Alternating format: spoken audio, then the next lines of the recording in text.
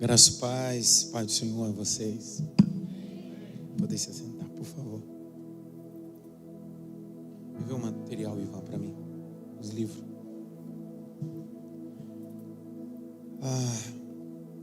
Que bom rever vocês. Que bom servir vocês nessa quarta-feira especial. Que bom rever esse casal de pastores tão especial. Eu acompanhei a fatalidade que ocorreu aqui, mas o meu coração se encheu de alegria de estar aqui hoje vendo a belezura que ficou. Vocês tiveram a capacidade de fazer do caos aquilo que tem o poder de glorificar o nome de Jesus, e isso se chama graça. Então eu queria que você pegasse na mão de alguém e dissesse assim: graça de Deus para você. Eu queria te convidar a abrir Romanos, capítulo de número 12. Romanos 12. Quantos trouxeram caneta aqui? Levanta a caneta, só para mim ver.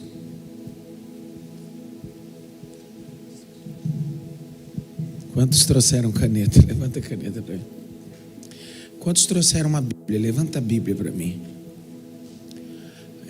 Quantos trouxeram o coração? Levanta o coração aqui só para me ver. Sabe, o cuidado da vida é mais do que estar no lugar, é pertencer àquele lugar, se envolver e se comprometer. Eu não sei como é que funciona aqui o transporte público em Cascavel. Eu sei como funciona em São Paulo. Em São Paulo, quando você pega um transporte público, você chega com um cartão, um cartãozinho. Aqui também é assim? É. Mesmo que você seja milionário, sem aquele cartão, você não acessa aquela catraca. Você pode abrir o extrato do seu banco. Aquele cartão te dá acesso para entrar ou passar por aquela catraca. Existem coisas dentro do culto que, por mais que você saiba, sem esses acessórios, você terá dificuldade de passar por essa catraca.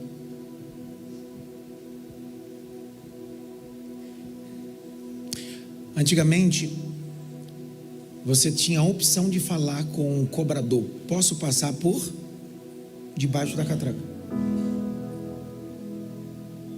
Hoje não dá mais. Vira um culto como esse, e eu sei que neurologicamente você tem uma capacidade absurda. Você sabe que o ser humano tem 86 bilhões de neurônios? São 86 bilhões de neurônios. Desses 86 bilhões de neurônios, 16 bilhões de neurônios estão correlacionados em uma parte neurológica chamada de córtex cerebral. Então significa que nós temos uma capacidade absurda, escandalosa. Mas mesmo assim, não dá para armazenar tudo. Não dá para guardar tudo. Não dá. Então, é uma fala que eu queria começar dizendo para vocês: não perca oportunidades de sempre ver o culto com a caneta, um pedaço de papel ou um bloco de notas do seu celular.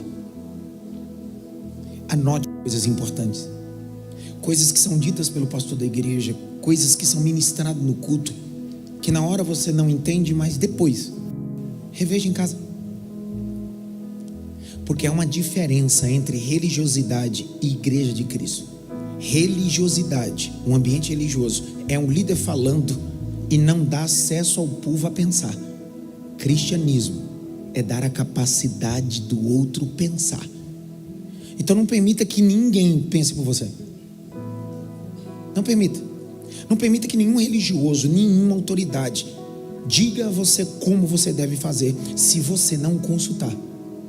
Então, antes de eu falar o que eu tenho que falar, eu estou dizendo: não aceite tudo que eu falar, Mas se tudo que eu falar tiver na Bíblia, tem uma base. E isso requer de nós consultar. Eu sou a terceira geração de pastor da minha família. Eu fui para o seminário, eu tinha 17, eu saí, tinha 19. Eu casei virgem. Eu nunca bebi, nunca fumei. Minha mulher deu em cima de mim num culto, só para você ter noção como é que foi a coisa. Então eu posso falar sobre igreja, ambiente de igreja. Eu passei muito tempo na igreja, desviado dentro dela. Como adolescente, como jovem, desviado dentro dela. Tocando, fazendo um monte de coisa. Porque fazer não significa ser. Duas coisas distintas. Não sei se eu posso falar o que eu quero falar. Tem certeza? Todas as vezes que Jesus fazia culto, todas as pessoas que estavam naquele culto estavam para cultuar? Vamos lá de novo. Todas as pessoas, todas as vezes que Jesus fazia culto, em Cafarnaum, numa casa, a Bíblia diz: estavam, pois, cheio a casa, não havia lugar para passar pela porta e pela janela. Todo mundo que estava ali estava para cultuar? Mas saíram de casa? Saíram ou não saíram?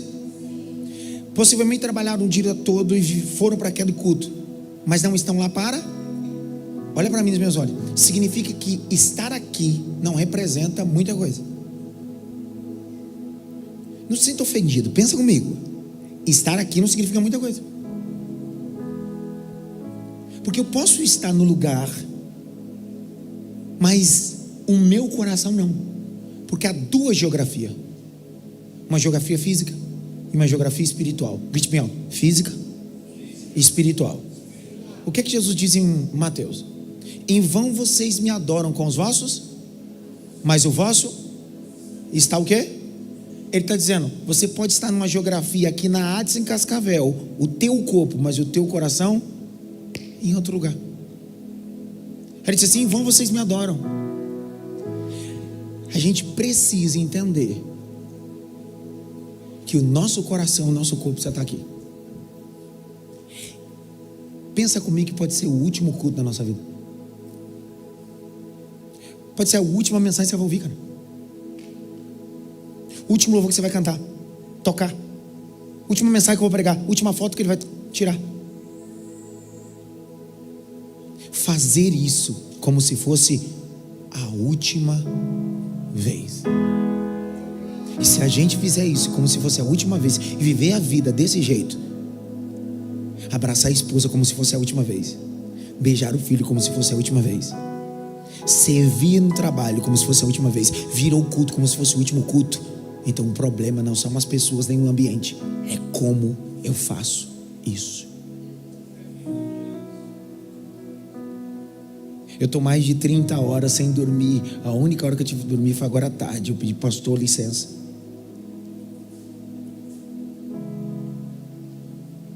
E eu queria dizer para vocês, 30 de abril agora eu fiz 24 anos de ministério. Eu estou assumindo esse púlpito aqui como se fosse minha primeira mensagem e minha última mensagem da vida.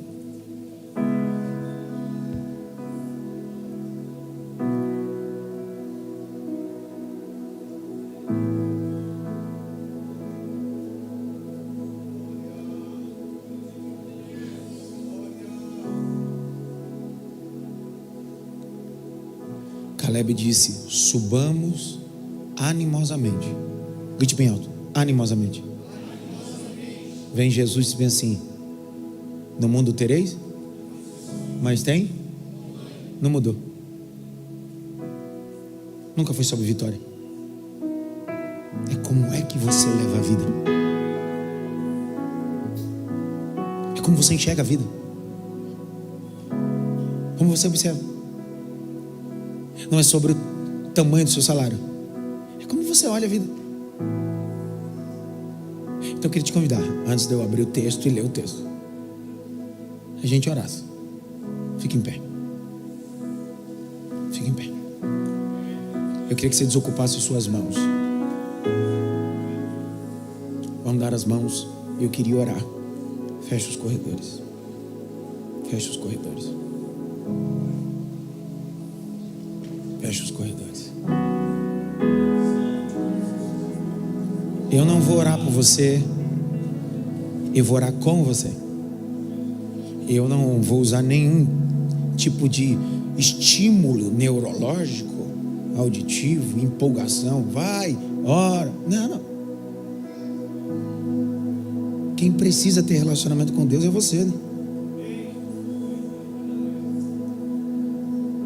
A Ana entendeu que o marido dela dava oferta, mas não mudou nada.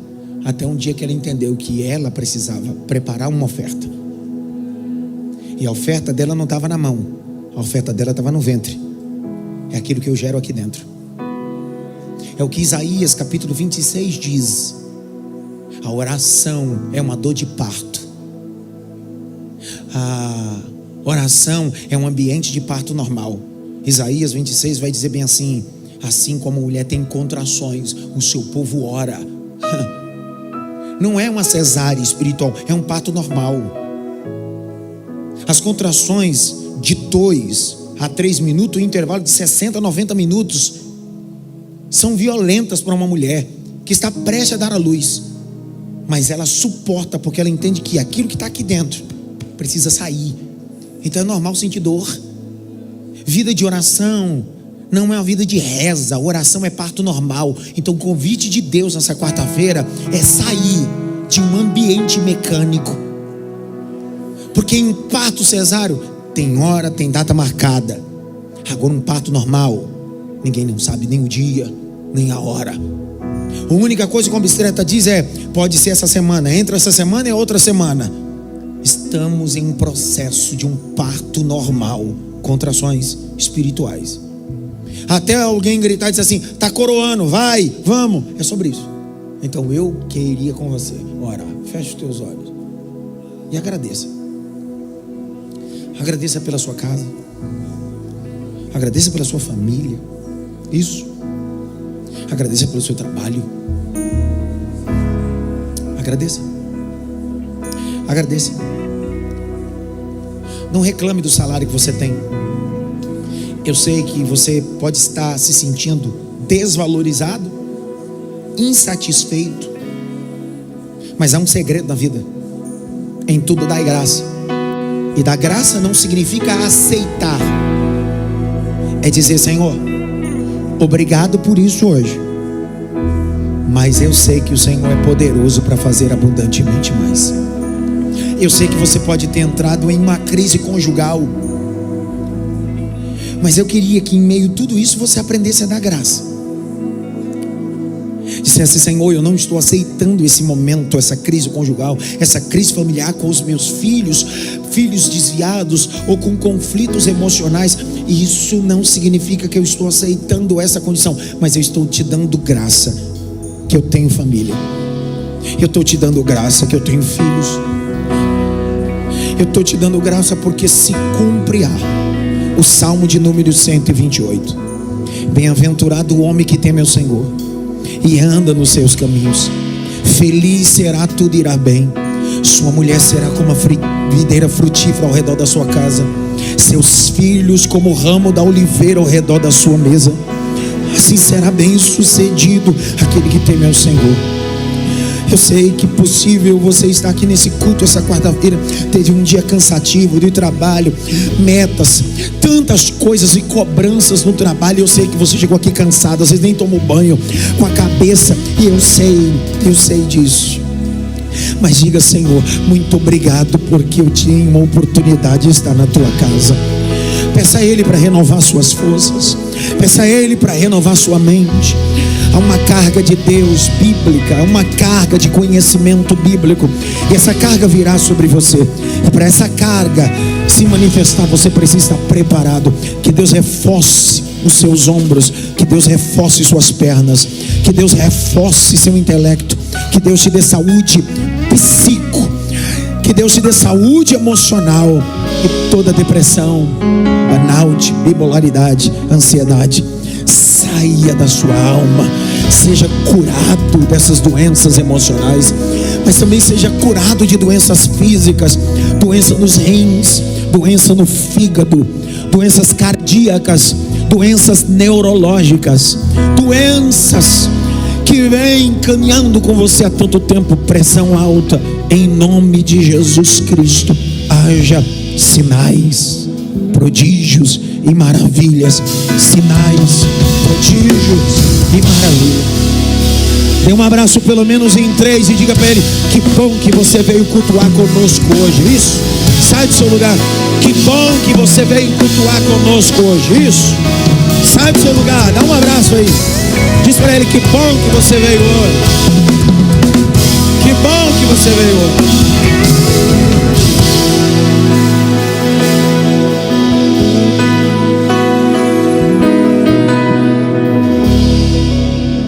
Tome seu assento depois.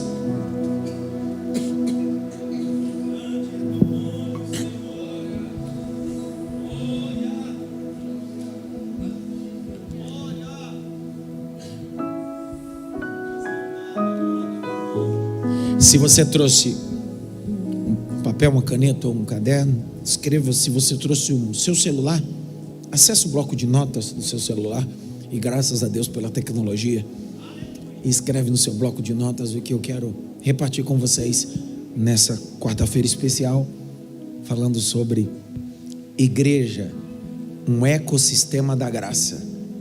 Igreja, um ecossistema da graça. Romanos capítulo 12, verso de número 4. Desligou aqui?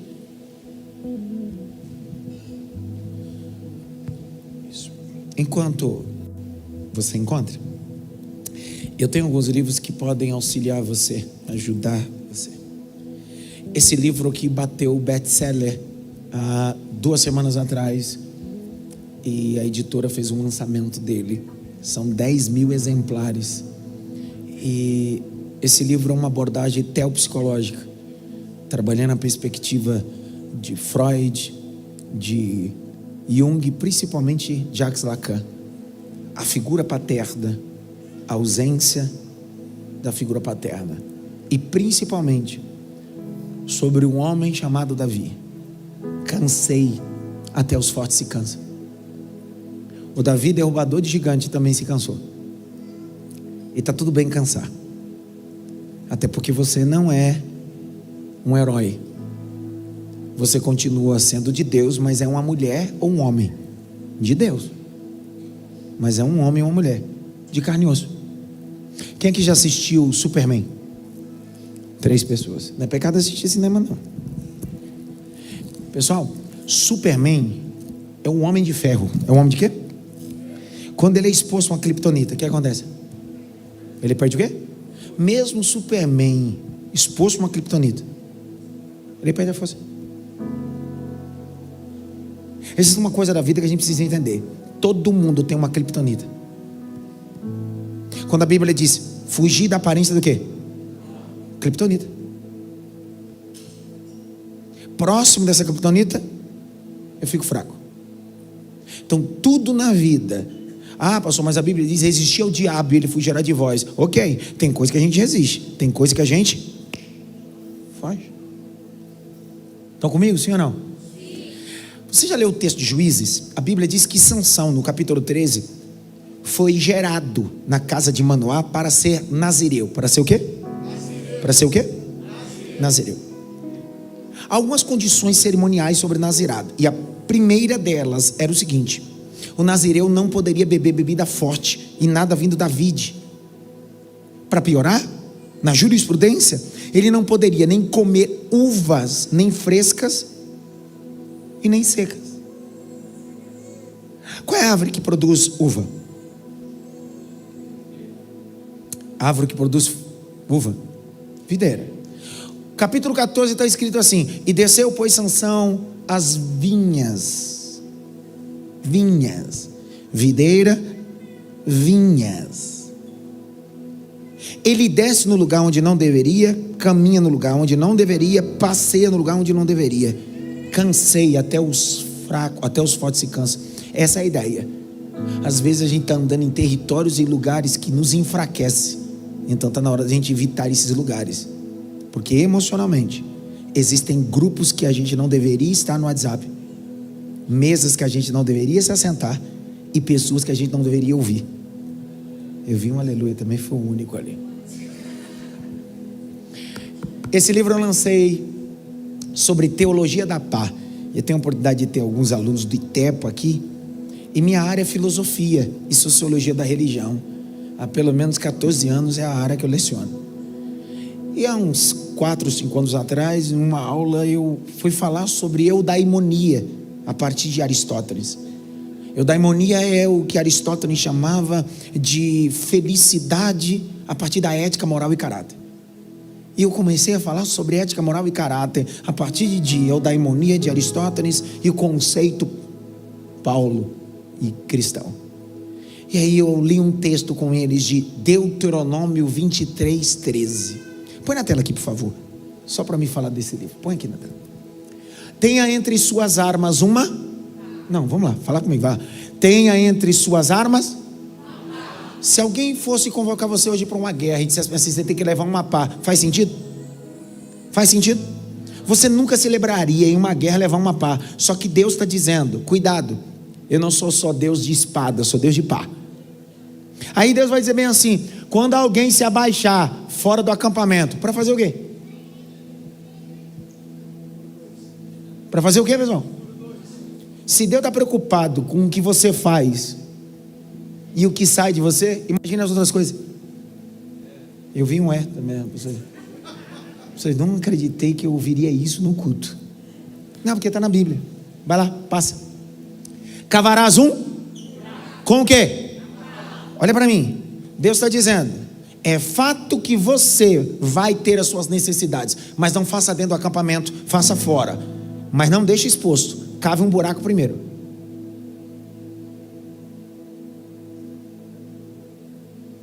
Fala nada também.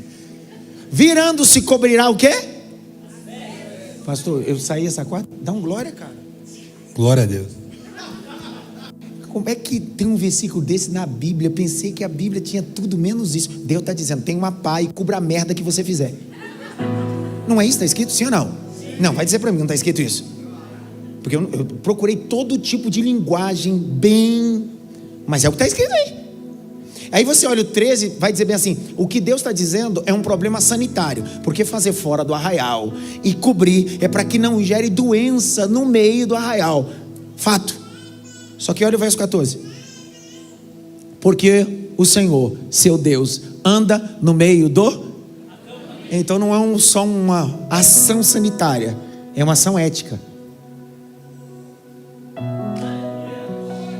Está cheio de gente que fecha ciclos em muito lugar e deixa merda exposta em tudo que é lugar. A teologia da paz é ter a capacidade de encerrar ciclos, mas encerrar com decência. Tem gente que todos os lugares que sai pela porta do fundo. Emprego, relacionamento, igreja. E quando acabar a vida ainda vai para o inferno pela porta do fundo também. Grite bem alto, eu preciso amadurecer. A vitimização é gente que vive com espada conquistando, mas não tem pá para resolver os problemas que faz. A gente precisa amadurecer e entender que tem coisa que ninguém vai fazer por nós.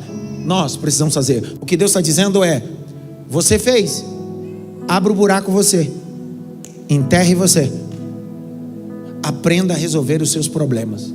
Pega na mão de alguém e diz assim, aprenda a resolver seus problemas. Eu não vou nem representar o resto aqui, depois você vê lá. Tem um monte de livro. Romanos capítulo 12, verso 4. Põe na tela aí. Me dá outro microfone aí, que eu vou pedir para alguém ler para mim. Lê você mesmo, Lucas. Lê, vai. Porque assim como num só corpo temos muitos membros, mas nem todos os membros têm a mesma função. Para. Na quinta série, Fundamental 1, é o último nível do Fundamental 1. A gente aprende que o corpo é formado de cabeça, tronco e membros. Vamos lá, pessoal? Estão comigo não? Cabeça, tronco e membros.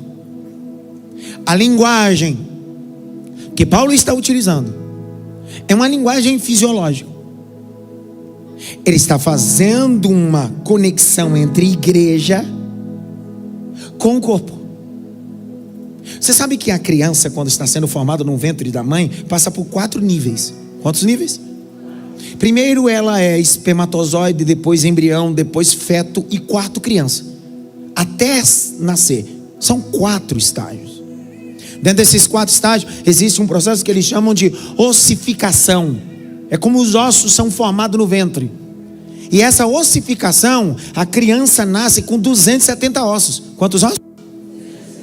E por que tem 270 ossos? Porque para a criança nascer de um parto normal, ela precisa passar pelo canal. E para passar por esse canal, se todos os ossos estiverem juntos, o que é hoje no seu corpo 206 ossos, ao invés dessa ossificação 270, a criança não passaria por esse canal do nascimento. O que Paulo está fazendo é todo esse processo, esse desenho. Está dizendo, a igreja é como a formação de uma criança no ventre, seu nascimento, seu estado e sua missão. Minha missão com vocês é trabalhar a igreja nessa perspectiva.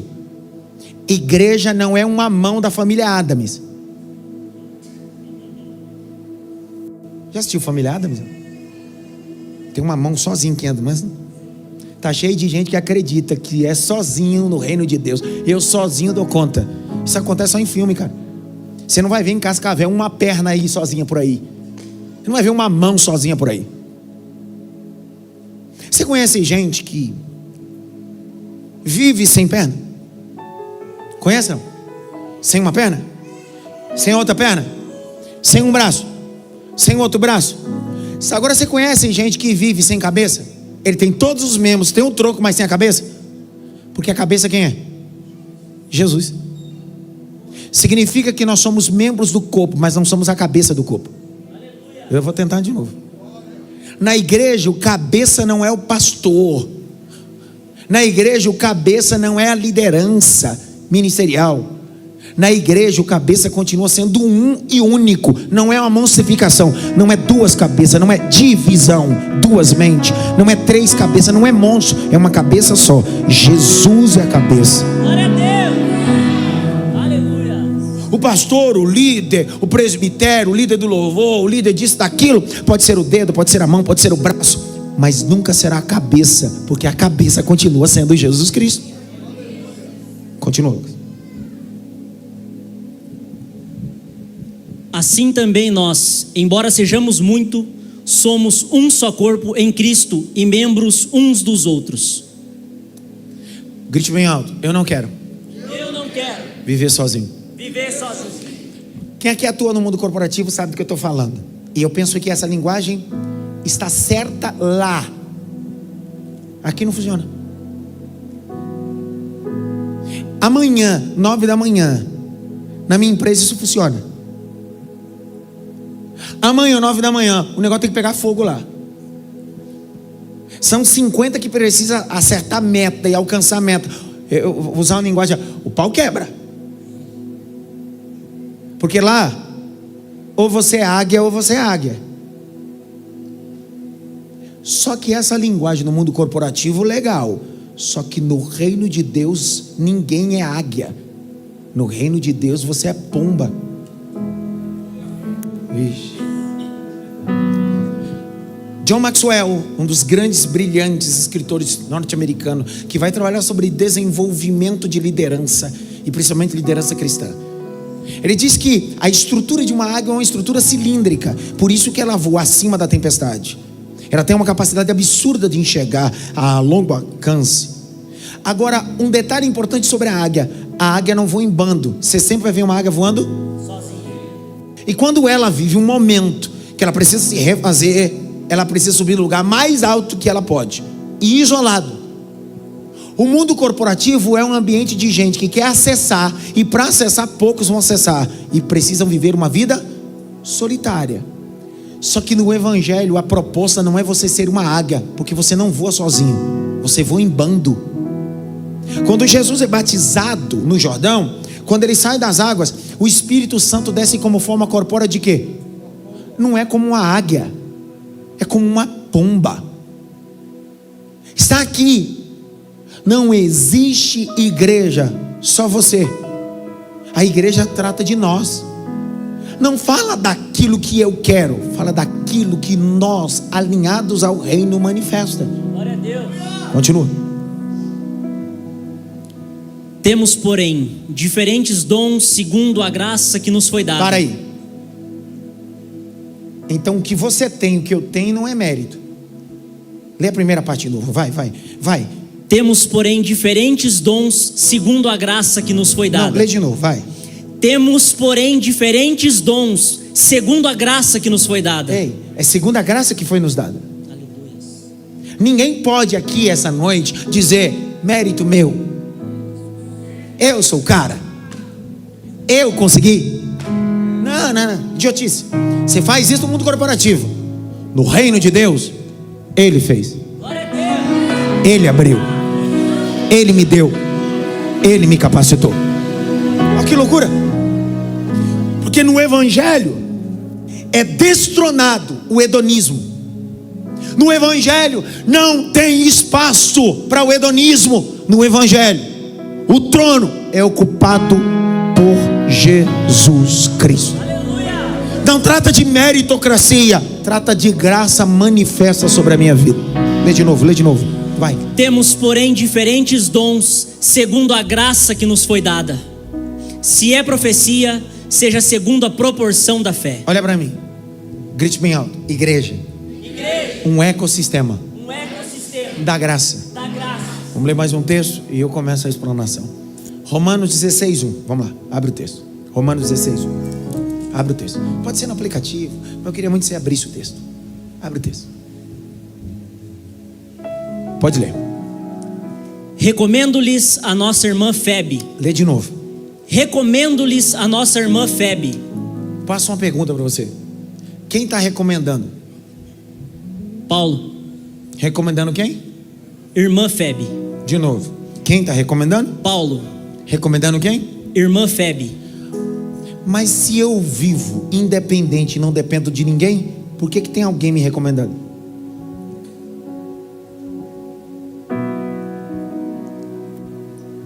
Tem empresários aqui, microempresários? Tem ou não?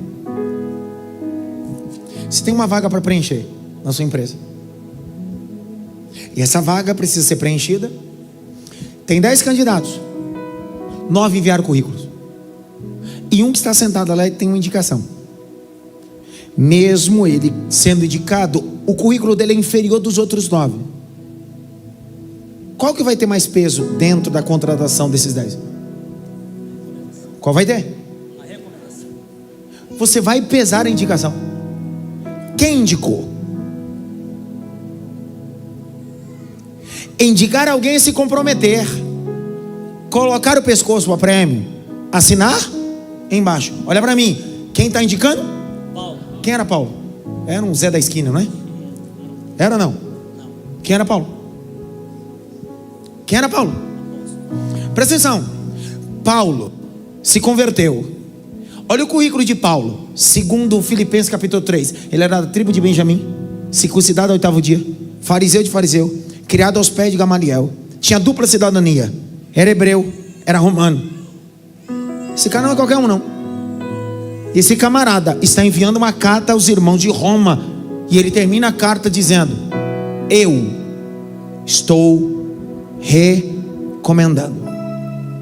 Sabe o que esse texto me apresenta? É o seguinte: existem lugares, portas e acessos que vão acontecer não por causa de você, é porque alguém te recomendou para que você acesse. Mas esse alguém não fez dele uma porta, nem uma ponte, nem uma chave, porque pessoas não são porta, pessoas não são ponte, pessoas não são chave, pessoas não são coisas, pessoas são pessoas. Aleluia! Tratar pessoas como coisa é um mundo corporativo. No Evangelho, pessoas são pessoas, e pessoas você não descarta. Copo, quando quebra, você joga fora. Pessoas, quando quebra, você estende a mão e ajuda ele a se reconstruir novamente. Pessoas, diferente coisa. Eu tenho denunciado nos últimos anos, essa mentalidade tem invadido nossos púlpitos e nossas igrejas, porque a gente vive uma vida trabalhando tanto, que sem perceber a gente está vivendo com a cabeça corporativa dentro da igreja.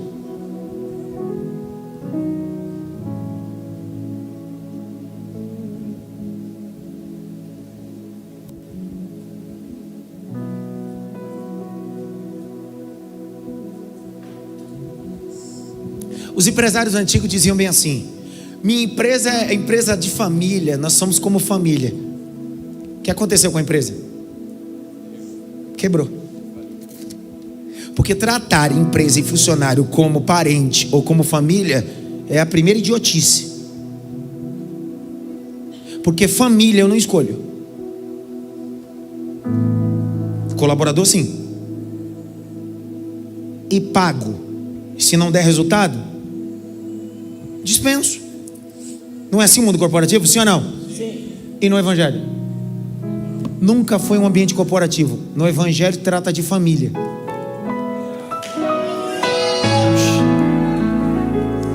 No evangelho é assim, ó. Mundo corporativo.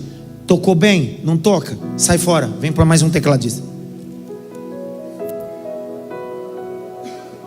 No evangelho, cara, a gente não te apacenta por aquilo que você faz. A gente não cuida de você por aquilo que você faz. É por aquilo que você é. Mas não vai ter tecladista. Quem disse que a gente precisa de um tecladista? A gente precisa de você. Dentro da igreja local, não trata do seu talento. Eu digo lá aos membros da igreja que o pastoreio saudável, que é o papel dessa igreja, que tem um pastoreio saudável, não apacenta talento, apacenta pessoas. Eu vi 2 glórias, mas também foi um único. Apacentar pessoas é diferente de apacentar talentos. Pastor Elias, outro dia eu tenho um presente de Deus. Eu pastorei a mesma igreja em São Paulo, na Vila Maria, a cidade de Maf, há 19 anos. Uma igreja que começou com 4 pessoas. Hoje nós somos, vocês sabem, tem muita gente lá. São 14 mil metros quadrados, desde escola, faculdade, um instituto que atende criança com 4 mil metros quadrados. São mais de 6, 7 mil membros. Eu tenho lá na igreja gente que para mim é a máxima da música gospel para mim. Você imagina? Quando a gente começou na igreja, eu mesmo pregava e cantava. Por isso que a igreja não crescia. Pensa uma luta. Eu cantava e pregava. Um dia eu parei de cantar, comecei a pregar, a igreja começou a crescer. Eu senti que era Deus querendo dizer para mim: desgraçado, para de cantar, só prega a minha palavra. Então, aí hoje eu chego lá e eu tenho Paloma Posse, membro da igreja. Eu tenho Estela Laura, membro da igreja. Eu tenho Kemily Santos, membro da igreja. Eu tenho Ed Oliver, o maior produtor da música gospel, membro da igreja. Aí você chega lá na terça-feira, tá eles lá de crachá, como intercessores, que eles rodam o Brasil e o mundo fazendo show, porque são artistas gospels, são homens de sucesso. Só que na igreja local eu não trato eles como artista, porque eu não apacento talento nem vaidade de ninguém. Eu apacento pessoas. Pessoas.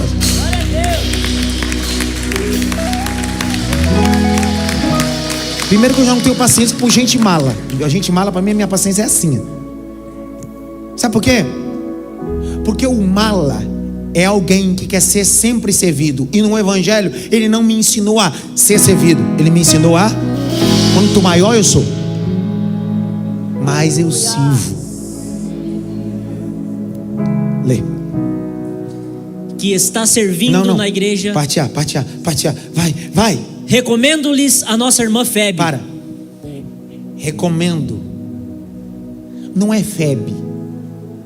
Não é o membro, porque não existe a palavra membra. Membro é utilizado para sexo masculino e feminino. Não recomendo um membro Febe. Febe é feminino. Ela não é membro. Ela não é simpatizante. Ela é irmã. Aleluia. Porque só dá para recomendar quem tem irmandade. Simpatizante não pode ser recomendado, porque nem todo líder é irmão. Glória a Deus. Não confunde. O texto está dizendo que eu recomendo não a pastora, mas a irmã. Eu recomendo não a líder, a irmã. Cuidado para você não se embaraçar nos títulos e esquecer que você continua sendo irmão.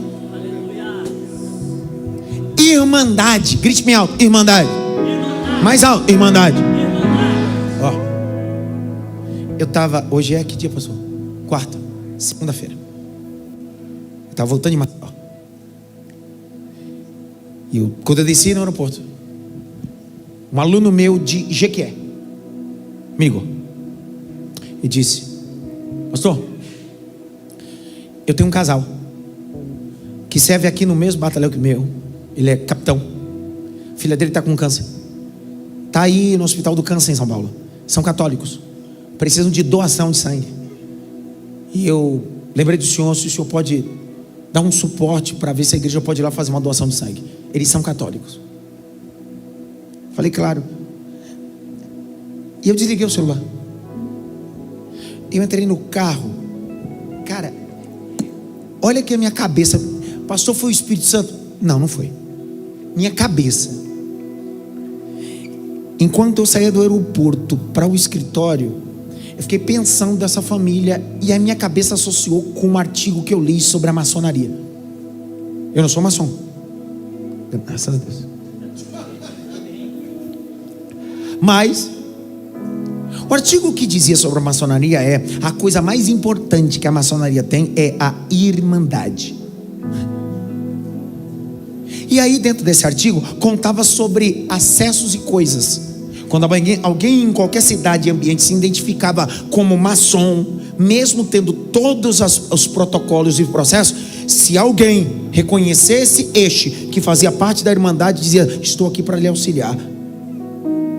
Aí eu recebi um testemunho de um rapaz maçom da igreja que se converteu, e eu tive a oportunidade de batizar ele. Ele disse que chegou em um estado onde o parente havia morrido e o corpo precisava ser liberado e tinha toda a burocracia. Só que quando ele chega para ser atendido, quem vai atender ele é maçom. E dentro dos códigos, eles: você é, eu vou lhe auxiliar. Auxiliou até todo o processo. Eu dei na minha cabeça na hora. Eu disse: espera aí, cara, esse pessoal não é evangélico, é católico, mas eu preciso dar para eles o que eles nunca receberam. Eu vou tratar eles como irmandade. Eu entrei na minha rede social e foi no meu history. São mais de 10 milhões de pessoas mensalmente.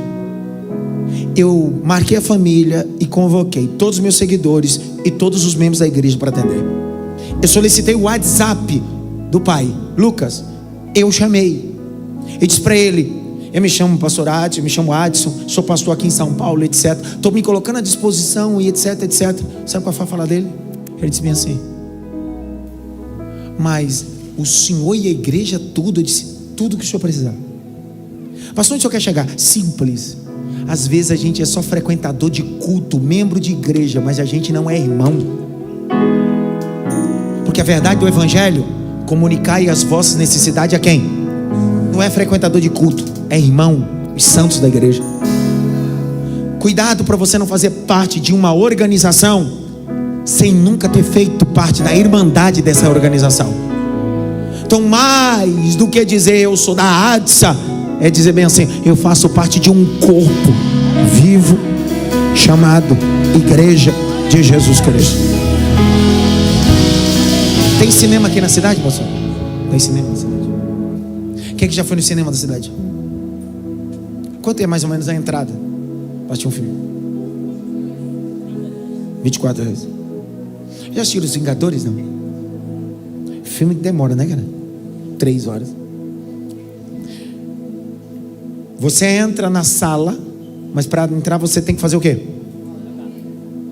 O pagamento te dá acesso a qualquer cadeira ou tem uma cadeira numerada? Então você senta, e se você for sozinho, vai sentar uma pessoa da direita e uma pessoa na... O máximo que você for fazer, se você estiver bem educado naquele dia, dá pelo menos o quê? Uma boa noite, boa noite, boa noite. Então você vai ficar 3 horas sentado do lado de alguém, do lado direito e esquerdo. Vai acabar aquelas 3 horas de filme. Você vai chorar, vai rir com o filme. Quando acabar, você vai sair tão empolgado que nem tchau você vai dar para os dois. Sim ou não? Você passou 3 horas da sua vida do lado de alguém e nem o nome dela você soube. Tá cheio de gente assim dentro da igreja. O culto para ela de quarta e domingo é como assistir um cinema. Até senta do lado, passa muitas horas junto, chora e sorri, mas a gente não sabe quem é um ou outro. Isso não depende do pastor da igreja, não.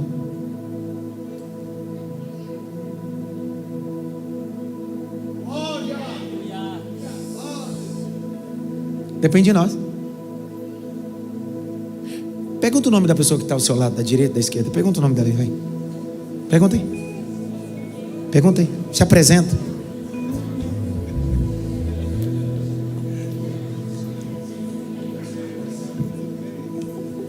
Eu não sei aqui, pastor, mas lá na Vila Maria, lá também tem. Não tem número nas cadeiras, mas tem gente que literalmente parece que já comprou essa cadeira. Toda igreja assim. Existem coisas que é hábito. Você já senta no lugar, é aquele mesmo lugar, naquele mesmo cantinho, naquela mesma cadeira. Pastor, tem alguma coisa errada? Não tem problema nenhum. O problema é que você está preocupado tanto com essa miséria dessa cadeira que esqueceu de se preocupar com pessoas.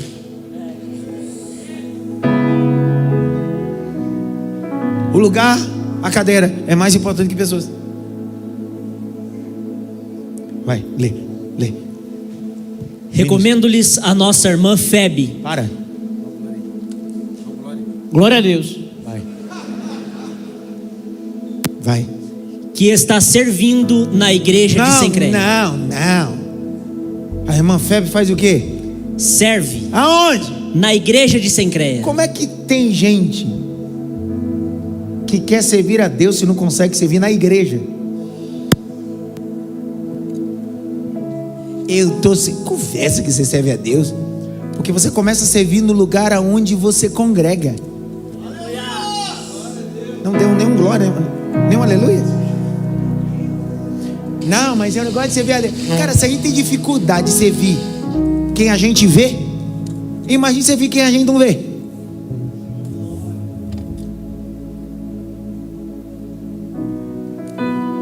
O senhor está tocando para quem? Para Deus. Então para um pouquinho. Mas por que parou? Não está tocando para Deus?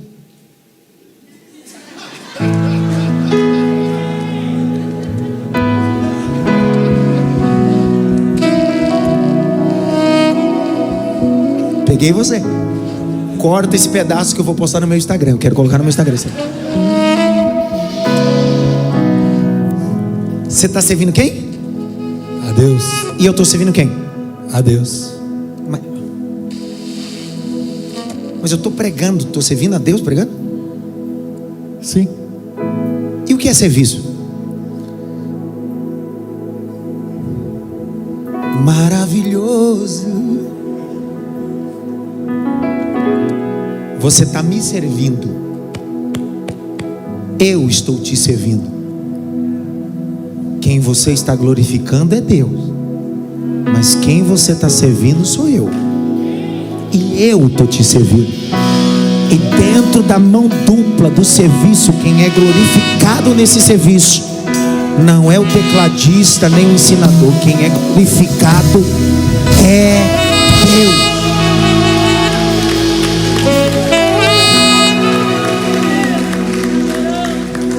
Recapitula. Está servindo quem? A você. Mas quem você está glorificando com o seu serviço? A Deus.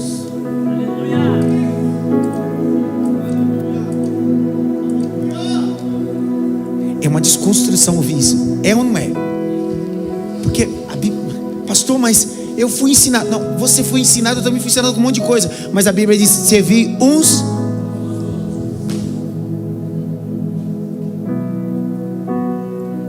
Você quer servir? Eu quero servir a Deus, mas a gente não consegue servir uns aos outros.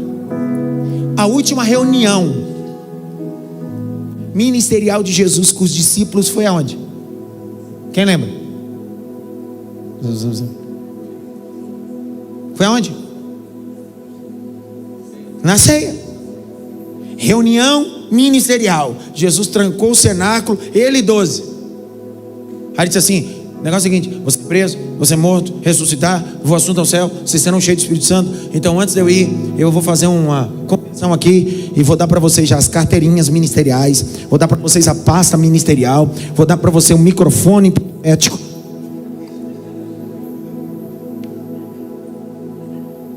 Sim ou não? Não. Última reunião dele. Ele disse: eu vou dar para vocês a coisa mais importante. O que é? O que é? uma bacia, uma toalha. Para quê? Para quê? Para quê? Para lavar os pés uns dos outros. Se o que eu faço não lava os pés, não faço nada. Se o meu ensino não lava os pés, não faço nada. Se a música que ele toca não lava os pés do próximo, não faz nada. Porque a missão que Deus nos deu está ligada em servir ao próximo, para que o nome de Jesus seja glorificado. Levante a mão, porque eu preciso liberar essa palavra aqui, para que isso se manifeste em nosso coração. Jesus disse assim: quando eu tive fome, me deste de comer. Quando eu tive sede, me deste de beber. Quando eu estive preso, foste me visitar. Aí eles perguntaram: quando fizemos isso? Quando você fez para um dos meus pequeninos. Deus, nesse tempo em Cascavel, vai levantar uma igreja que entenda que a maior missão dela é servir ao próximo, servir o pobre, a viúva, a comunidade, a todos. A igreja é um agente de mudança social. O Brasil não precisa de um presidente, o Brasil não precisa de um governador, nem de um senador, nem de um deputado estadual, federal para mudar a nossa nação. O Brasil precisa de uma igreja que entenda a sua missão, entenda seu propósito. Uma igreja que seja acima de partido.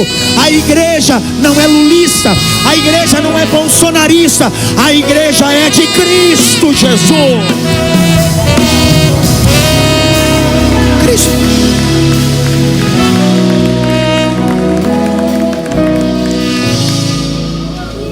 Por que nós estamos se envolvendo absurdamente em um progressismo, em um socialismo? Por que nós estamos se envolvendo em coisas partidárias? E eu não estou dizendo que a igreja é a política. É que nós estamos tão desconectados da missão do que é a igreja, que a gente se envolve o que a sociedade se envolve comum. Porque se nós soubéssemos quem somos, soubéssemos da nossa ortodoxia, ortopraxia,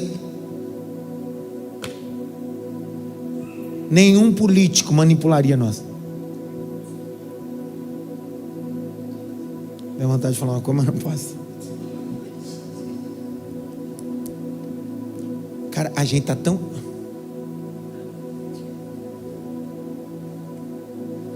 A gente é mais bolsonarista, lulista do que cristão. Eu sei que aqui em Cascavel não tem. Eu tô desabafando com vocês. Porque lá em São Paulo tem gente que nas últimas eleições perdeu e brigou com familiar, com igreja, com marido, com esposa, por causa do Bolsonaro e o Lula. E eu não tô aqui para dizer quem é certo e quem é errado. Eu estou dizendo que tem gente que dá a vida pela causa de um político, mas nunca deu 10% do seu tempo e da sua convicção, nem por Deus, nem por Cristo e nem pela igreja local.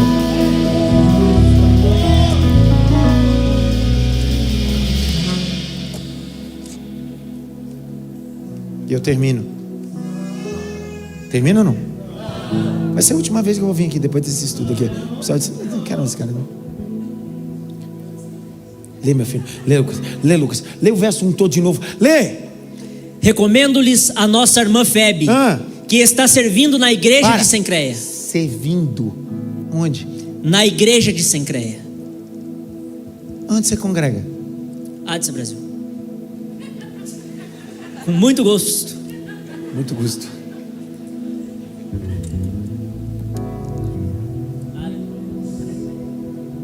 Pastor, mas isso pode? Senso de pertencimento. Amém. Sabe qual é o nome da igreja que Febe congrega? Assembleia de Deus Sencreia. Igreja Batista Sencreia. Porque as denominações começam depois. Antigamente, primeira igreja batista em Cascavel,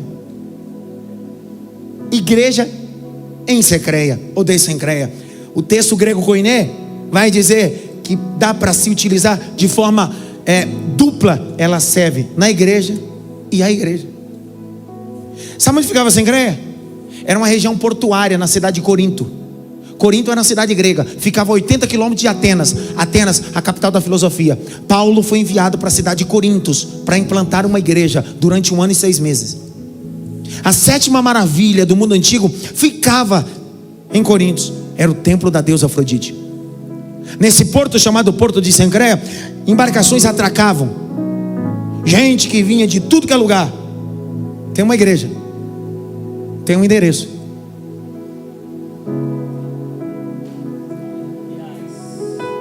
Você quer fazer parte de uma igreja se você não tem endereço?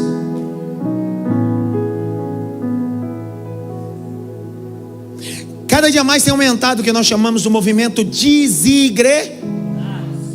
A igreja sou eu. Não, a igreja não é você. A igreja não é antropocêntrica, é cristocêntrica. Se a igreja for eu, você ainda está lascado. Literalmente. Por isso que eu sou membro dessa igreja, não sou a cabeça dessa igreja. Ele não depende desse braço, é esse braço que depende dele. Por isso que a igreja não sou eu. Nenhum cônsul que vive aqui, que representa a sua nação, é a nação.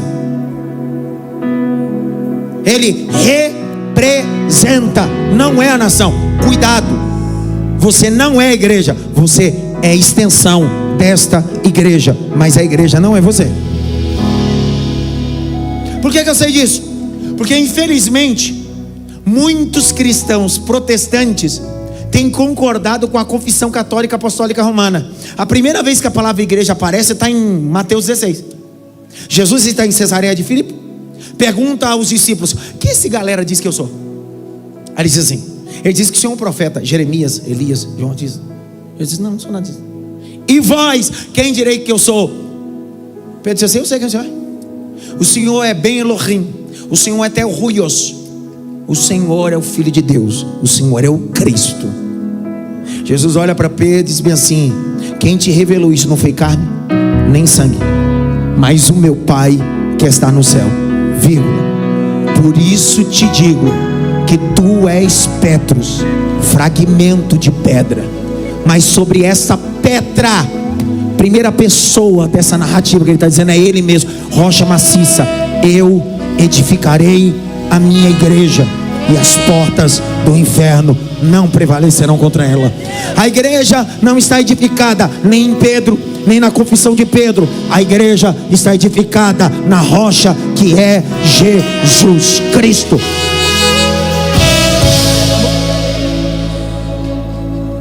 Então dá uma olhada para mim, Patrícia, assim: você não é igreja, para com isso.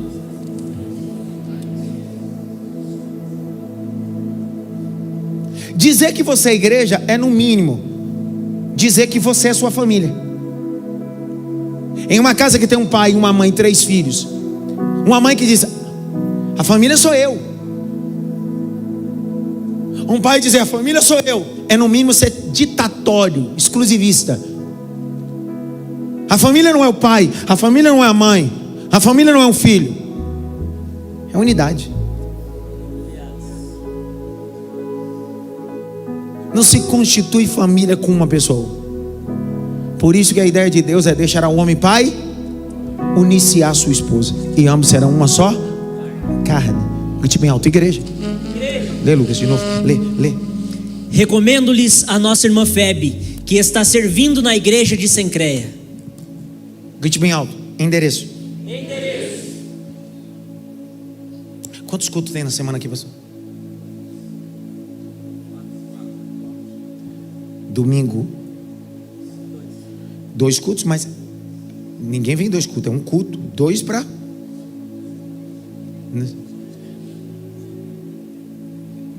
Tem 2 horários para dar possibilidade da pessoa escolher um horário, não é isso? Vamos lá. Quantas horas de culto no domingo? Um horário, 2 horas. Qual outro dia de culto? Quanto de culto? 1 hora, 3 horas. Qual outro dia de culto? Quantas horas de culto? 1 hora e meia. Vamos por 2, 5 horas. Qual dia de culto? Sábado, dos jovens. Então,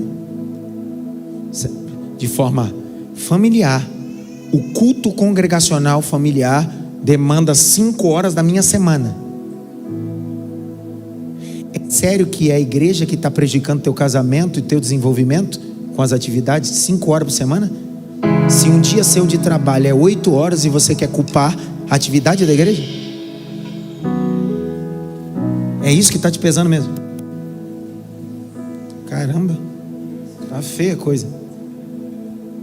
5 horas na semana, 4 semanas por mês, dá 20 horas de congregar como igreja local. 20 horas. A maioria de nós trabalhamos 8 horas diárias, sem contar ida e volta de translado, que vai dar um montante, chutando baixo, aqui pelo menos umas 10 horas. Significa que a minha segunda, minha terça de trabalho já deu o mês todo de culto na minha comunidade local. E seu culto na igreja local, seu compromisso de tocar, ficar com um crachá que está atrapalhando seu casamento. Ah, você está de onda, né, cara?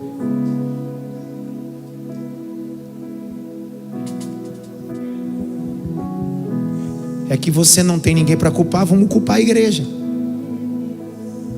É que eu não tenho ninguém para culpar, eu vou culpar a igreja. Isso se chama administração de tempo. Pesou o clima, senti agora. Não, pastor, está me consumindo muito a igreja, a atividade da igreja. Que dia que vocês ensaiam? Nunca. Por que nunca? Porque aqui é igual a minha igreja. Você sabe quanto tempo é nos Estados Unidos para ensaio? 4 horas, 5 horas. A nossa cosmovisão de estrutura musical em nossas comunidades, ensaia muito pouco. Qual o dia de ensaio? Todos os cultos. 1h30 antes. Você vê? 1h30 antes de todos. Por que a gente faz isso? Para não comprometer o quê? A pessoa e etc. Pensa comigo que existem igrejas que eles entram para o ensaio, porque isso aqui é música, pessoal. Isso aqui não é um anjo que desce e toca na cabeça. Pronto, aprende a tocar. Todos eles são bivocacionados, têm a sua vida secular e tem a vocação ministerial. Mas isso aqui só tem qualidade se ensaiar. Tempo. A cozinha precisa ser ensaiada, a parte do vocal. Eles não fazem isso. Raridade. Por isso que dá umas coisas acontecem no culto nosso. E não é culpa deles, é que a gente não tem tempo. Não, nem tempo. É coisa feia, não é assim. E aí o problema de tudo no seu casamento, na sua família, é porque você está na escala. Eu sei que tem igreja que tem igreja que não é igreja, parece é pior do que uma multinacional. É culto todo dia, toda hora, é célula, não sei o que lá, é morte, é não sei o que lá. Isso não é igreja não. Mas uma igreja sadia? A igreja começa 20 horas no mês. Não tem ninguém dizendo assim, se você não vier você morre. Não. Porque a cultura do culto e da igreja local precisa nascer em você. É você. 16:1, lê com força, vai. 16:1 com força, vai. Recomendo-lhes a nossa irmã Febe, que está servindo na igreja de Sencreia. Para.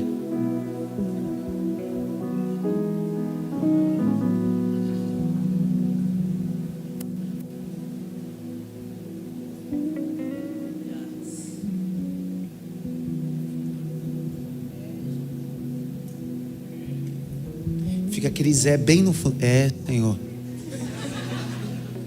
Pessoal, eu sei, olha para mim, eu sei que existem lugares que tem pastor e igreja que é maluca, mano. Que ele literalmente tira o pai, a família. Cara, mas não é o caso nosso aqui. Na igreja que eu pastoreio, sabe quantos cultos a gente tem? 3. Domingo, terça e quinta. Domingo, terça e quinta. São 7 dias na semana. São 3 dias de culto de 2 horas, 2 horas e 20 cada. E 4 dias para você administrar com a sua família e com seus filhos. Aí eu digo para eles: os únicos dias que você tem de prestação de culto, você marca atividades familiares no dia da prestação do seu culto a Deus. O culpado é a igreja ou você que é desorganizado?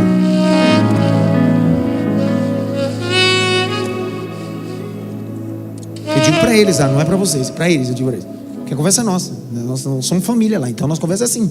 Eu sou muito espontâneo, eles também são espontâneos, então a gente é assim. Será que não é falta minha de administração?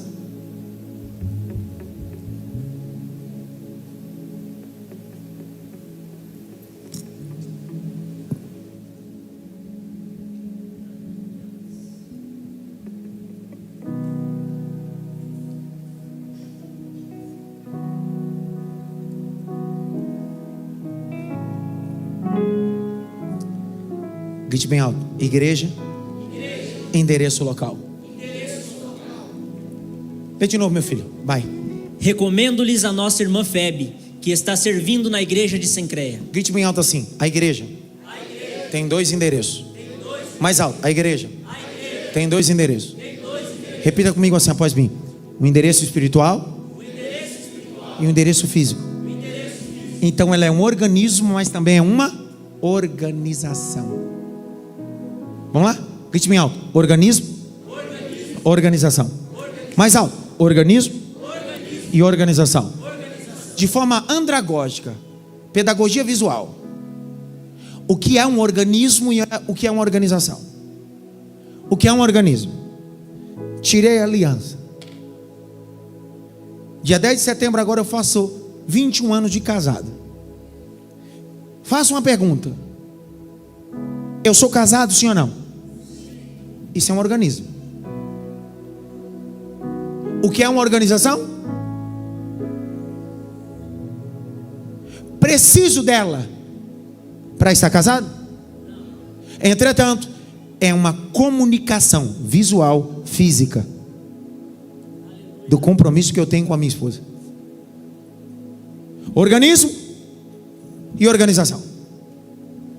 Andragogia. Se eu for no centro de Cascavel, estou passando, você, e você olhar um homem deitado na calçada, com a esposa e 3 filhos, ali é uma família, sim ou não? Não, lá. É uma família, sim ou não? O que é que tem anormal nisso? Ou está tudo normal? O que tem de anormal? Hã? Tá o quê? Mas eles não são uma família? Mas se eles são uma família, eles não precisam ter uma casa, nem um endereço. Ah, precisa? Quer dizer que você quer ser organismo, mas você não tem casa e quer que a gente trate você como normal,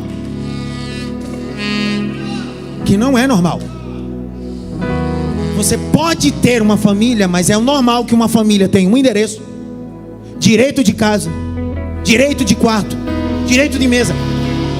Pertencer a um endereço local não é um martírio. Pertencer a um endereço local é ter uma casa, uma mesa para se assentar. Grite bem alto: igreja. Mais alto: igreja. Rapaz, eu senti a presença aqui agora.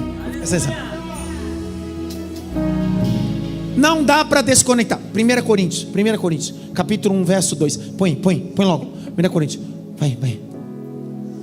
Vai. A igreja de Deus que está em Corinto. Devagar. Amém. A igreja de Deus que está em Corinto. Para. Sencreia ficava onde? Eu falei, pelo amor de Deus. Eu falei, aonde ficava? Então, eu usei Romanos. Aquela carta, Paulo está na cidade ou num porto chamado Sencreia, que fica na cidade de Corinto. Aí está aqui. Paulo agora não está em Corinto. Paulo está em outra região, enviando uma carta aos irmãos que estão em Corinto. Aí ele começa dizendo: a igreja de Deus, que tem um endereço, que é uma organização que se ajunta, que tem um endereço, que tem um CNPJ, que tem um estatuto, Porque a igreja não começa com estatuto nem com endereço. A igreja começa primeiro como um organismo, para depois se tornar uma organização. A única coisa que começa com um prédio, começa com documento, é casa de show, shopping e loja. A igreja não vende nada, nem promove nada. Por isso que a igreja não começa com telão. A igreja não começa com prédio. Se eu falar isso aqui, você não der glória, você vai ver. Quando esse prédio pegou fogo, a igreja não acabou. Vocês ficaram mais de 50 dias sem prédio, mas a igreja continuou viva, porque a igreja primeiro é organismo. E hoje estamos se reunindo como organização.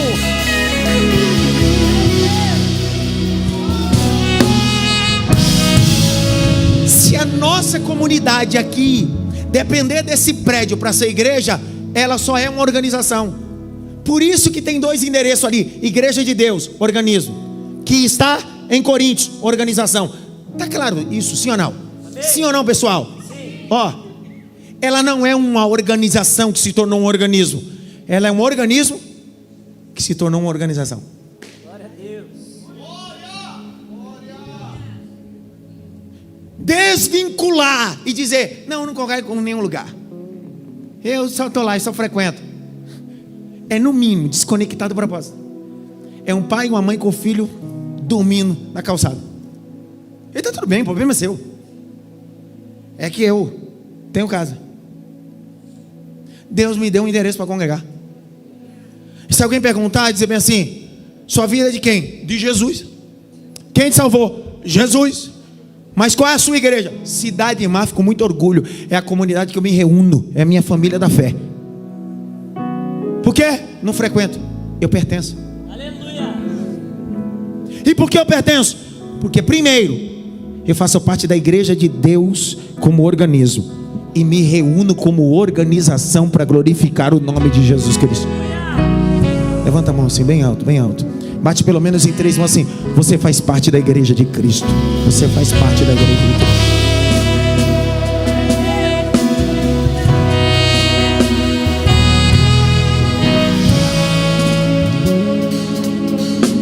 Grite bem alto: organismo, organização. Mais alto: organismo, organização. Tá claro o que eu estou falando? Sim ou não? Sim ou não, pessoal? Quem aqui trabalha home office? 1, 2, 3. Vocês trabalham na casa de vocês, não trabalham? Mas para a empresa que vocês trabalham, essa empresa tem uma sede? Tem ou não tem? Você pode ficar em casa, mas só tem legitimidade o seu salário porque tem uma empresa vinculada com endereço fixo. E uma empresa que se preze convoca os seus colaboradores, mesmo após a pandemia, a ter contato com esse endereço, se reunir lá, porque não dá para implantar missão, visão e valor se não tiver contato com o ambiente da empresa.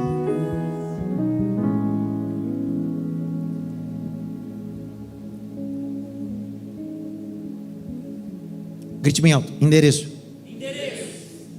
Quem aqui já leu a parábola do filho pródigo? Quem aqui já leu? Estão comigo? Amém. Sim ou não? Sim. O filho pródigo, em Lucas 15, verso 11 a seguir, ele foi embora da onde? Vamos lá? Foi embora da onde? Então a casa do pai para ele era um problema. Só que antes de sair ele pediu o quê? Tinha direito? Não. Porque a herança só tem legitimidade quando o pai dele morresse. Só que quando ele faz essa exigência, o que o pai faz? Não negocia. Toma, porque eu não posso fazer você ficar quando eu já morri no seu coração. Ixi. Ninguém dá glória. O pai pega a herança e dá só para o jovem, sim ou não? Não. Lucas 15, verso 11 a seguir. Põe aí, minha filha. Jesus continuou: certo homem tinha 12. O mais moço deles disse ao pai: pai, quero que o Senhor me dê parte dos bens que me cabe. E o pai repartiu entre. Até quem não pediu, recebeu. O mais velho não pediu, mas o pai deu. Cá para nós, se a herança é 100%, o pai divide entre os dois. 50% é para o que foi e 50% é para o que ficou. O pai ficou com quanto? Nada. A moral da parábola na crítica textual está aí.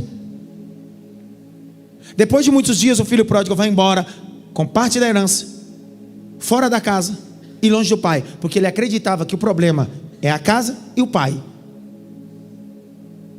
E ele acredita que a herança longe da casa e longe do pai vai ser sucesso. Ele vai. O que acontece tempo depois?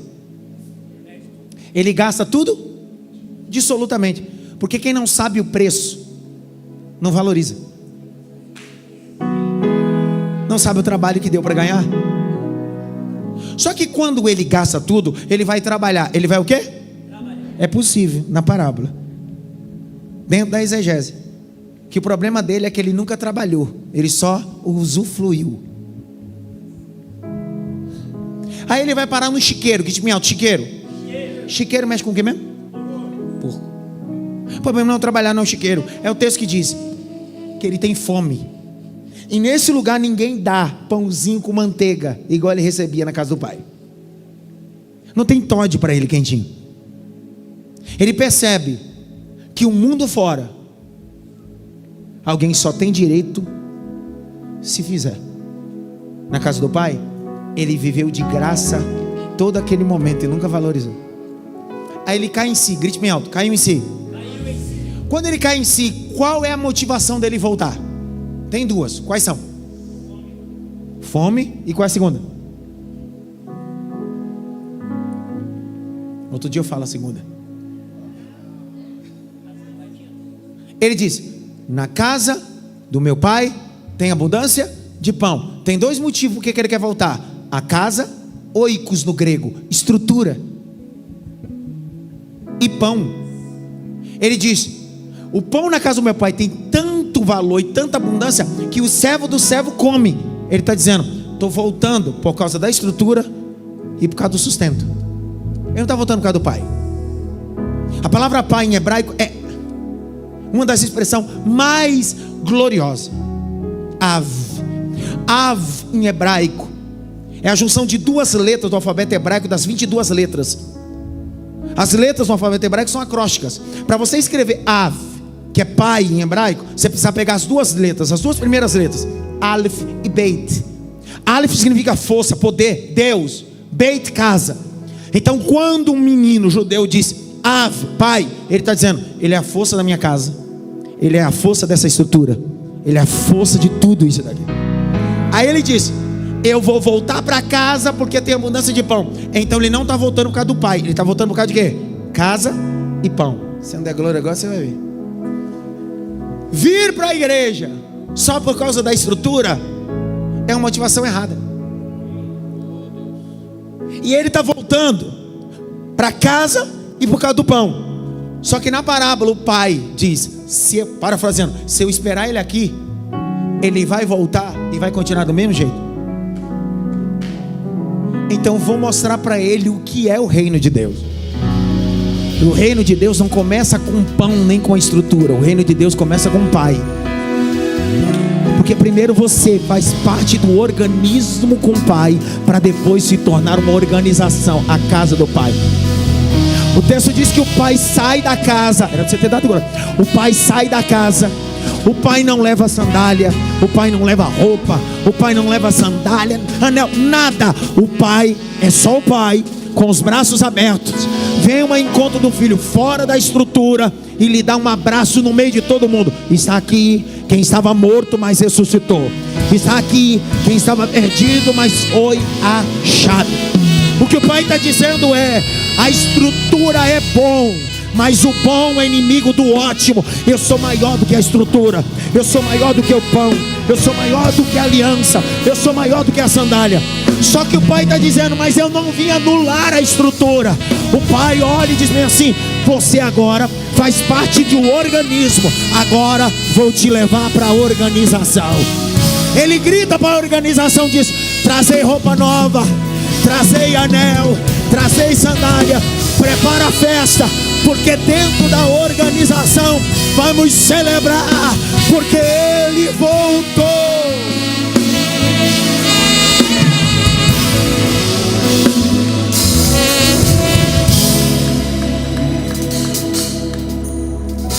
Quem aqui se converteu através de um amigo?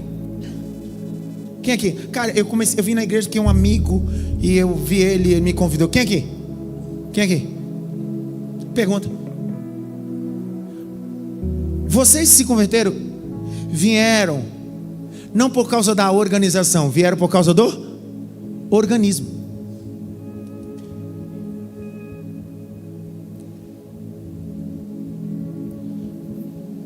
Durante o dia, ele não anda com teclado.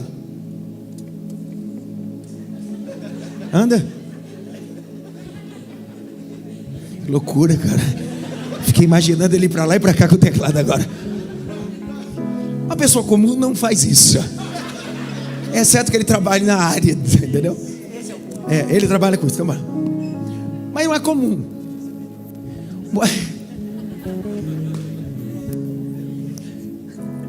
As pessoas que vêm à igreja como organização só chegaram na organização porque você foi um organismo no trabalho, na família, na faculdade. Então elas iniciaram não entrando no prédio. Elas conheceram Jesus em você. E é por isso que essas pessoas vieram para o prédio. E quando eles entraram no prédio, descobriram que não era o prédio. É o povo que se reúne para glorificar o Deus que está no meio deles. Porque onde tiver 2 ou 3 reunidos em meu nome, eu estarei no meio deles. É contexto jurídico, mas é contexto de latreia, que do latim, serviço. Não é só serviço jurídico, mas serviço de culto. Por isso, quando você convida alguém para vir no culto, acaba o culto, o que você pergunta para esse amigo? Gostou do quê? Gostou do quê? Mas ele tem que gostar de alguma coisa aí? O culto não é para ele?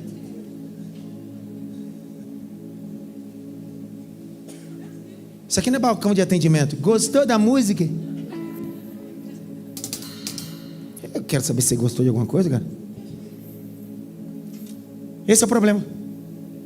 A gente vai deixando de prestar culto para se tornar prestadores de serviço.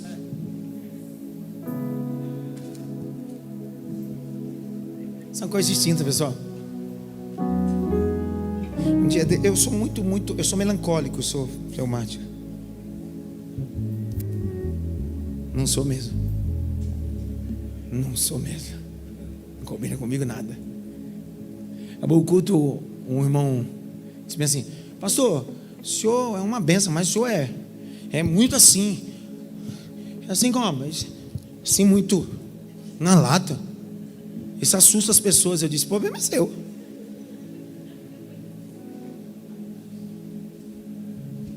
Sabe qual é o problema? A gente vai se submetendo às outras pessoas a que a gente seja o que ela quer. Tudo na vida. Porque a gente vai confundindo igreja como prestação de serviço. Pessoal, aqui não é prestação de serviço. Por isso que você não paga dízimo. Você adora a Deus com o seu dízimo e oferta. Porque se você acreditar que você paga dízimo, você acha que você tem direito de compra aqui e direito de exigência. Daqui a pouco você vai entrar no Procon. Vai chamar o Celso Russomano, vai estar no culto aqui, o Celso Russomano vai entrar. Não é que eu pago o dízimo e aí cantar a música, eu não gostei, não gosto desse estilo, então quero processar, porque dá licença, sai fora, mano. Dá uma olhadinha pra minha patrulha assim, sai fora, cara. Deixa eu contar outra coisa. Eu falei isso na rede social outro dia. Nossa igreja, eu não sou assembleia. A igreja tem 20 anos. Existe uma pedagogia visual. Cada denominação tem uma pedagogia visual, ok? Então, tem igreja que são vitrais, tem igreja que é branco, tem essa que é cinza com preto, a outra é amarela, a outra é azul. Eu tenho igreja que eu vou pregar que é umas nuvens azulzinhas na igreja. Você sente mó zen, cara. Caraca, no céu. Isso chama-se pedagogia visual. Isso não interfere em nada na ortodoxia do culto, ok? Então, pedagogia visual. Tem o segundo, dinâmica de culto. Tem igreja que é só órgão.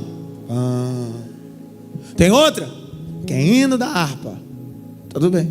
Tem outra, worshipeira. Tem outra que é forró de Jesus. Tem outra que é resgate, Cades Barneia, Bride, é rock and roll, gosto na cabeça. Você já vai? Não. Pergunta que não quer. Cada igreja tem o seu cultura de culto. E não existe a mais certa, a mais errada. Não. Lá na nossa igreja há 20 anos, eu prego com a banda. Há 20 anos eu prego com tecladista e com ministério de louvor. Os meninos me acompanham, os músicos lá pregam comigo. E enquanto eu estou pregando, eles colocam a Bíblia em cima do teclado, eles vão cultuando e etc. É um hábito nosso. Então eu vou pregando e o músico está comigo, eu vou pregando. Um dia desses foi uma irmã na igreja. Aí ela acabou o culto e me mandou uma mensagem no direct. Ela disse: eu fui visitar a sua igreja, gostei tanto da palavra, mas eu queria ver com o senhor se poderia pedir para os músicos parar de tocar. Papai, se ela tivesse pedido com muito educação e carinho, eu até pesaria. Mas eu me senti tanto um prestador de serviço que eu disse assim: minha irmã, o negócio é o seguinte. Eu gravei até um áudio, eu nem escrevi no direct. Eu disse: primeiro, foi um prazer lhe receber. A senhora é irmã em Cristo. A senhora nem... que ela era evangélica, gospel. Eu disse: a senhora quer que a gente mude a liturgia do culto de 20 anos só porque a senhora nos visitar? Porque a senhora achou que isso aí a senhora não gosta. Falei: terça-feira que vem eu vou colocar mais 2 músicos só de raiva. E se a senhora quiser vir, o problema é da senhora. Esse é o problema nosso. A gente está fazendo culto para pessoas. E eu não saí de São Paulo sem dormir, deixei minha mulher e meus filhos para fazer culto para você. Eu vim te servir, mas culto só a Deus. Eu não vim te agradar, eu vim agradar a Deus. Servir você, mas agradar a Deus. E o meu servir você é como um cirurgião médico na emergência. Você chegou sangrando, vou servir você, mas quem vai definir o tratamento não é você. E se precisar amputar, eu vou amputar. Sobre isso, não é sobre o que você quer, é sobre o que você precisa. Grite bem alto: o reino de Deus. Acabou meu tempo? Não? Meu Deus do céu, cara. Grite bem alto: organismo e organização. Mais alto, diga: organismo, organização. Alguém que só vem só no domingo no culto, quantas horas ele deu no mês como congregação local? 8. Vindo só no domingo, um dia seu de trabalho. Olha para mim nos meus olhos. O que eu vou falar tem que ser... Você tem que ouvir com o coração. Você está ouvindo? Quem é o Deus mesmo da sua vida? O Mamon ou Deus? Porque a resposta está aí.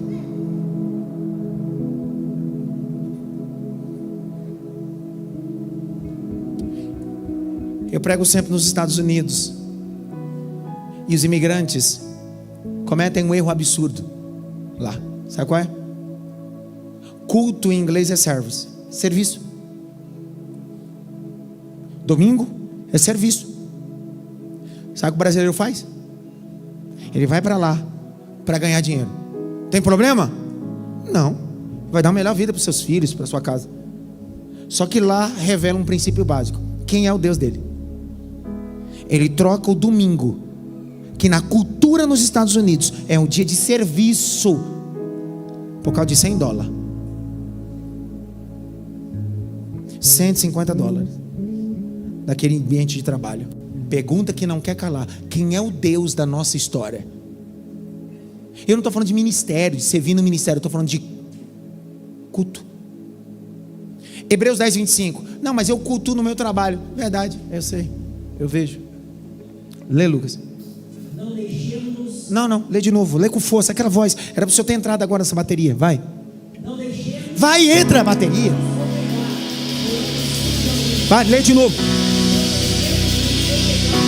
Costume de alguns. Lê de novo, por favor. Não deixemos de nos congregar, como é de costume de alguns. E aí? Pelo contrário, façamos a demonstrações, ainda mais agora que vocês veem o dia se aproxima.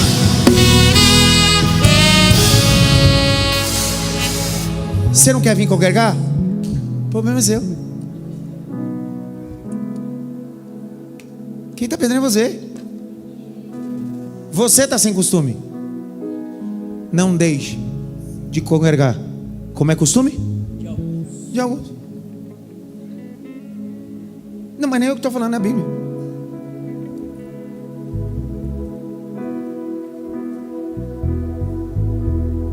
Antes admoestais.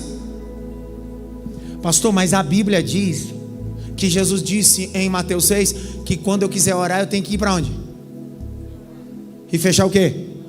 Então eu sou igreja no meu quarto. Quem diz isso? Ele está falando sobre petição.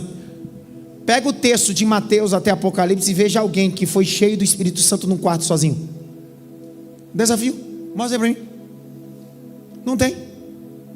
Até Saulo, em Atos 9, quando Deus vai encher ele do Espírito Santo, Deus diz para um discípulo: vai à rua direita, tem um camarada sozinho lá, mas não posso encher ninguém sozinho. Vai lá, estende as mãos sobre ele e eu vou encher ele, porque eu não posso encher ninguém sozinho. Isso não é igreja. Você no seu quarto é só alguém pedindo. Você na igreja é um corpo com o coração batendo. Fechei. Quando Deus vai encher, Deus enche prédio ou enche pessoas? Vamos lá, de novo. Quando Deus vai encher, Ele enche prédio ou enche pessoas? Não, Ele enche primeiro o prédio.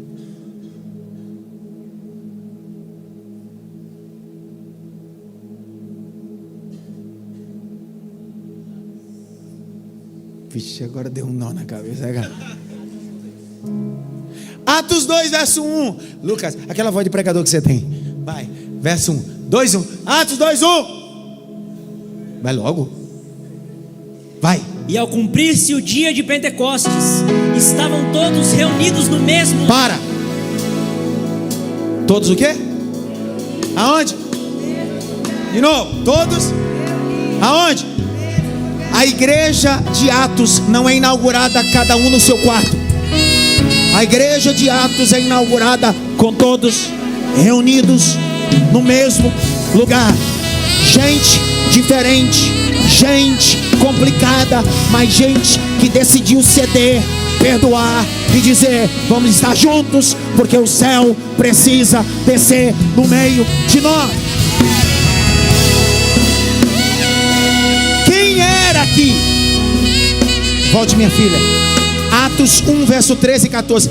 Como era ou quem fazia parte desse grupo aqui? Atos 1, 13 e 14. Vai, lê. Quando entraram na cidade, subiram para o cenáculo onde se reuniram. Para. É pra você ter dado glória, cara. Porque eles estão no cenáculo. Estão aonde? Cenáculo. Aonde foi a ceia? Aleluia. A ceia é feita no cenáculo, numa casa. O dia da inauguração da igreja, essa igreja é inaugurada num cenáculo que faz parte de uma casa. Significa que a igreja não começa no templo, a igreja começa em casa. Uma casa cheia, um templo cheio, uma sociedade cheia. Vou de novo. Uma casa cheia, um templo cheio, uma sociedade cheia. Vou de novo. Uma casa cheia, um templo cheio, uma sociedade cheia do Espírito Santo. Você sabe que era um cenáculo dentro da construção? Era um lugar elevado, amplo, mobiliado. É um cenáculo. Continua a leitura, vai. Pedro, João, Tiago, André, Felipe, Tomé, Bartolomeu, Mateus, Tiago, filho de Alfeu, Simão, o Zelote e Judas, filho de Tiago. Para, não passa o próximo não. Se terminasse nesse versículo 13, a gente diria bem assim: cara, só tem apóstolo nessa reunião, só gente importante. Só que a igreja não é feita só de pastor, Aleluia! não é feita só de líder. Tem umas igrejas que eu vou, que o púlpito ainda é aqui, ó. Os pastores sentam aqui. Aí chega em um lugar que eu vou pregar, que tem 200 pessoas aqui e 10 pessoas aqui embaixo. Tem mais gente no púlpito que sentado na nave da igreja. O que Jesus está dizendo, a igreja não é feita só de pessoas com título. O próximo verso você precisa ler com força. Vai. Todos estes perseveraram unânimes em oração. Com quem? Com as mulheres, com Maria, mãe de Jesus, e com os irmãos dele. Essa igreja não tem só apóstolo, essa igreja não tem só líder. Essa igreja tem mulheres, tem adolescentes, tem criança. O que eles estão fazendo? Eles não estão no entretenimento. Isso aqui não é um programa. O texto diz: eles estão orando. Eles estão orando. Esse lugar não será outro lugar senão casa de oração. Agora vai para Atos 2, do verso 1 ao verso 4. Deus enche primeiro prédio e depois Deus enche pessoas. Porque prédio vazio Deus não enche, mas aonde tem pessoas, Deus enche o prédio e depois Deus enche as pessoas nesse prédio. Atos 2, 1 a seguir, vai. E ao cumprir-se o dia de Pentecostes, estavam todos reunidos no mesmo lugar. E aí? E de repente veio do céu um som, como de um vento impetuoso, e encheu toda a casa. Encheu o quê? Encheu o quê? Encheu toda a casa onde estavam assentados. Encheu o quê? A casa onde estavam assentados. Verso 3. E de repente veio do céu, e apareceram distribuídas entre eles línguas como de fogo, as quais pousavam sobre cada É o 4. Todos ficaram cheios do Espírito Santo e começaram a falar em outras línguas, Fique em pé. segundo o Espírito lhes concediam que falassem.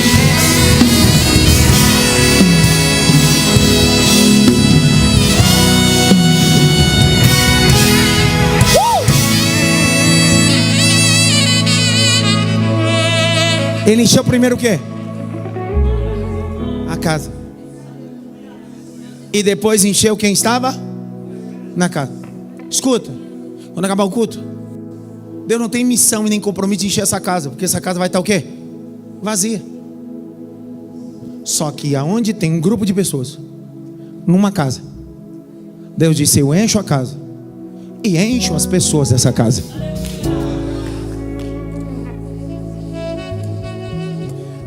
Sabe, Agostinho de Hipona, um pai da igreja, vai argumentar esse texto de Atos 2 em 2 pontos, Agostinho. Número 1, a igreja não é inaugurada na terra. A fonte da inauguração da igreja é o céu, e veio do céu. Segunda coisa que Agostinho vai comentar é: quem não tem casa para congregar não pode ser cheio, porque ele enche primeiro a casa e depois aqueles que estão na casa. Tua mulher tem defeito? Teu marido tem defeito? Mas você não permite que ninguém fale mal dele. Você sim. Sabe por quê? Porque você pertence. Deixará pai, mãe iniciar a sua esposa. Lembra o primeiro texto que eu disse? Nós fazemos parte de um corpo. Sabe por que a igreja parece ser desafiador? Porque você nunca olhou a igreja como família e como corpo, só como um prédio, CNPJ e um instituto ou instituição. Mas a igreja começa como organismo, para depois se tornar organização. Vale a pena estar aqui hoje, não? Sim ou não? Ó, vamos orar. Cadê o ministério de louvor? Suba, venha, logo. 16:1. Quem está recomendando? Recomendando quem? Quem? Irmã Febe. Posso fazer uma pergunta, sim ou não? Quem escreveu Romanos? Quem escreveu Romanos? Paulo não escreveu Romanos. Capítulo 16, verso de número 22, por favor.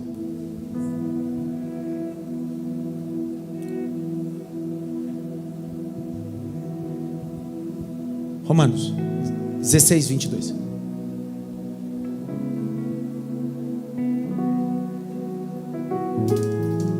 Quem escreveu essa carta? Eutércio. Quem escreveu essa carta, igreja? Deixa eles responder. Quem escreveu? Quem é o autor da carta? Romanos 1, filha, põe para mim. Quem é o autor da carta? Autor é diferente de quem transcreveu. O que é a transcrição? Paulo está falando e Tércio está o quê? Então vamos lá. Quem escreveu ou transcreveu a carta? Quem é o autor? Beleza. Aonde eles estão escrevendo, está acontecendo essa construção dessa carta. Filha, põe para mim, por favor, Romanos 16, verso 23. Lê. Gaio, meu hospedeiro e de toda a igreja. Para, então vamos lá. Quem é o autor da carta? Autor da carta, vamos lá? Quem é que escreveu? E eles estão hospedados na casa de quem? E aonde Gaio mora? Está lá no capítulo 16, a última expressão, em Cencreia. E Cencreia fica em que cidade? Coríntios. Então vamos lá, olha para mim. Quem escreveu a carta? Não. Quem escreveu a carta? Quem é o autor? Estão hospedados na casa de quem? Só que essa carta precisa sair de Cencreia, que é Coríntios, e chegar onde? Em Roma. Sim ou não? E quem é que vai levar essa carta? Romanos 16, 1. Põe na tela. 16, 1. 16, 1. Vai. Recomendo-lhes a nossa irmã Febe, que está servindo na igreja de Cencreia, 2. para que vocês a recebam no Senhor. Para. Quem escreveu a carta? Quem escreveu a carta? O autor. Hospedar na casa de quem? E quem vai levar a carta? Febe. Está comigo, sim ou não? Faço uma pergunta a pessoas inteligentes aqui. A carta aos Romanos é uma das cartas mais sublimes. O reverendo da abadia de Westminster, em Londres, vai dizer que esse é o maior tratado da graça e da salvação. Se essa é a carta mais importante que fala sobre graça e salvação, por que Paulo decidiu revelar 4 coisas importantes nessa carta? Ele está dizendo, eu sou o autor, mas tem alguém que transcreveu, hospedado na casa de outro, e uma mulher foi levar. Qual dos 4 é mais importante? Todos. O que adianta ter um Paulo pregando se não tiver um Tércio projetando o texto na tela, se não tiver um Gaio tocando? Porque enquanto a gente está aqui, tem gente que não aparece, mas está no estacionamento, está no infantil. Porque às vezes você quer ser só Paulo, mas a igreja é um ecossistema de muitas pessoas que não aparecem, mas o nome do Senhor é glorificado. Quem escreveu a carta? Quem é o autor? Hospedado na casa de quem? Quem levou a carta? Escute, não importa se você não tem microfone, às vezes só de abrir a porta e hospedar, às vezes só de levar uma carta, levar um copo com água, abrir a porta, você tem a mesma importância ao reino de Deus. Vamos adorar? E eu termino agradecendo. O Ministério de Louvor canta e a gente vai adorar. Mas eu queria agradecer a Deus por servir vocês, por estar com vocês. Que Deus nos dê novas oportunidades. Estamos juntos, aprendemos a palavra. E mais do que isso, descobri que nós somos igreja, não só de prédio. Somos a igreja que caminha em Cascavel, anunciando o reino de Deus. Amém?